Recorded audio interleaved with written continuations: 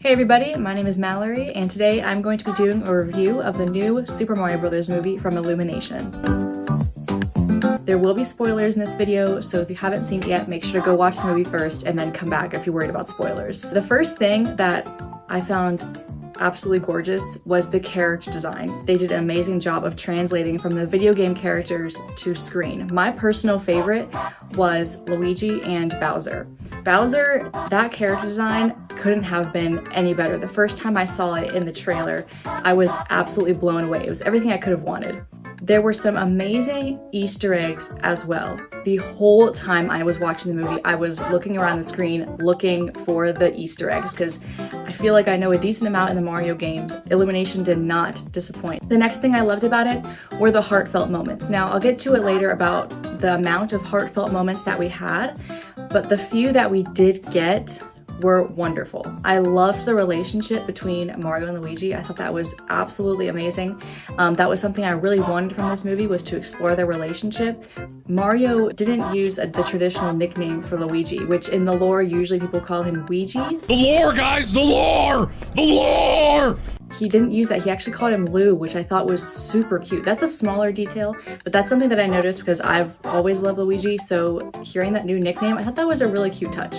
Honestly, the voice actors in general did a fantastic job. I'm a huge fan of Chris Pratt, and I thought he did an amazing job. I was super excited when I first heard he was going to be voicing Mario in this movie, and he definitely lived up to my expectations. Charlie Day, of course, did a fantastic job as Luigi as well. Anya Taylor-Joy did an amazing job as Princess Peach as well. I think she fit her persona really, really well. And of course, Jack Black definitely stole the show as Bowser. The last thing that I really liked about the movie, well, not the last thing, but one of the final things I'll mention, is the humor. So typically, I'm not usually a big fan of Illumination movies, just because of usually they're pretty geared towards like dumb humor, like super kid humor, which I understand they're kids movies, but I think kind of like if you look at Pixar movies, typically the humor is a little more advanced, and I thought Illumination and Nintendo did a great job of combining the style of Illumination while also keeping the movie respectful and a tribute towards the old games and not, for lack of a better word, dumbing it down too much. Now I'm going to get into a few of my critiques. Obviously, my opinions are not the end-all be-all. These are totally just my opinions as someone who's been a fan of the Mario games pretty much my whole life, and as well as an aspiring screenwriter. I've studied screenwriting. I've studied writing for pretty much my whole life as well, storytelling. So these are just a few of the things that I would have liked to seen more of, or a few of the things I would have changed. The first thing is I wanted more of everything, which is partly a good job done by Illumination. They leave you with wanting more. However, I really do feel like they could have added more. The movie, like I said, has a runtime of 1 hour and 32 minutes. I would have really liked to see this movie be at least 2 hours. I think we could have gotten more time in beginning, middle, and end of the movie. So the beginning of the movie, we explore Mario and Luigi's background, we explore their life in Brooklyn, and while the moments we got were absolutely amazing, I would have liked to see at least 10 to 15 more minutes of them in Brooklyn and what their life looks like. We got to go with them on their plumbing job. I thought that was really, really cool. I got to see their family, which is awesome. I was not expecting them to have a whole family. Usually what I've seen is people will imagine them as just adults living alone in Brooklyn, so it was really cool to see them get to have a family. The middle, I definitely felt like was pretty rushed.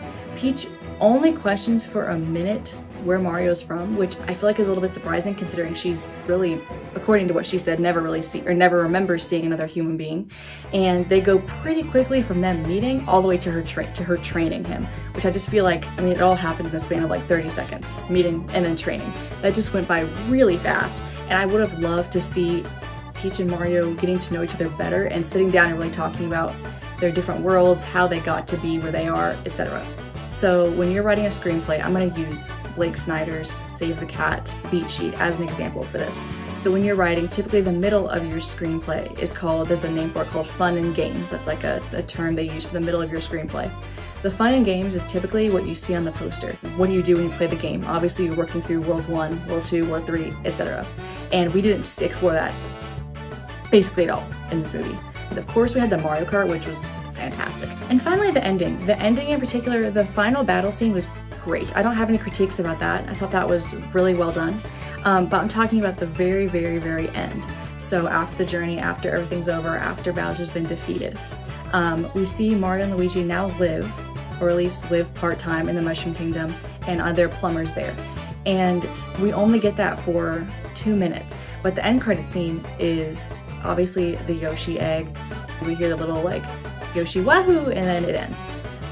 What I would have liked to see is actually a bigger opening for the next movies. So there's a scene where Peach is saying there's a whole universe out there. There's a huge universe out there. Well, I would have liked to see Mario Galaxy be explored a little bit more. So at the end credit scene, something. We also get a Luma. The only hope is the sweet relief of death. Whoa! Those two things, Peach's reference to the many galaxies and the Luma, both reference Super Mario Galaxy 1 and 2. And I would have liked to see Rosalie in the end credit scene, something a little bit bigger. I feel like Yoshi should have been explored in this movie, which is partly what I'm saying is we could have explored Yoshi and all those things a little bit more, and then at the end of the movie we'd have gotten something a little bit bigger, like a Rosalina reveal or something like that. One of my biggest critiques is not getting Princess Daisy, and that's only because I'm a big fan of her, so that's a totally personal opinion, but I would have loved to see Princess Daisy in this, as well as other characters. Wario, Waluigi, we didn't get a lot of people, but Princess Daisy, that was a really big disappointment for me. I would have liked to see her at least in a cameo for a couple seconds, if nothing else. We need a little less of them, a little more of me! Another thing that I wish they had was a nod to the original 1993 Super Mario Bros. Movie. Now I know a lot of people hate this movie, they don't think it's good, however I don't think we can deny that it's the original and it's what a lot of us grew up on. That was all we had. I know the 1993 movie for me is definitely nostalgic. Maybe there is a nod and I just missed it, even though it's not the best. I think it still is the original. We gotta pay respects to it. Your name's Daisy, isn't it? I overheard your name was Daisy. You know, I haven't heard that name around here. It's really nice too. No, I have heard it because it's like the flower and everything. But it's not like I hang around in flower shops and nothing like that. What my brother is trying to say is he doesn't know what to say. He doesn't even know how to begin. Luigi was sidelined for a lot of the movie, which was a little bit disappointing. I would have liked to see more of him just because it's called the Mario Brothers movie. I feel like more with this, they went the Super Princess Peach route, which is a game, but it's not a very prominent game when you consider all of the games where you have Mario and Luigi working together. So I feel like we could have had Mario and Luigi working together the whole time, and then maybe at the end get a snippet of Super Princess Peach and all that she can do. So a plot hole that I really noticed was the tank that Mario came through when he first got to the Mushroom Kingdom. It was just really in the middle of the Mushroom Kingdom. I mean, Toad was like literally chilling when Mario got there. Had no one ever gone in that tank before? You know what I mean? I guess Peach is the one that came out of it, but why did no one explore that tank afterwards? Why did Peach never try to go back to her old world? Why did Bowser never try to take over the real world? I mean, if you think about it, Bowser's like a conqueror, and so why would he only try to take the Mushroom Kingdom or the ones within that world? Why would he not try to go to Brooklyn? A theory I have is that they're going to create a Super Smash Bros. Universe. At the beginning of the second Sonic movie, the first shot is actually a red mushroom with white polka dots, which is obviously the iconic Super Mario Brothers mushroom. So I feel like that was a nod that eventually we're going to get a cinematic universe. That would be super cool. If not, that's okay too. I'm super excited to see what Nintendo and Illumination has in store, and I'm just hoping that in the sequel we get Princess Daisy. Thanks so much for watching, and let me know what you guys think in the comments. Bye!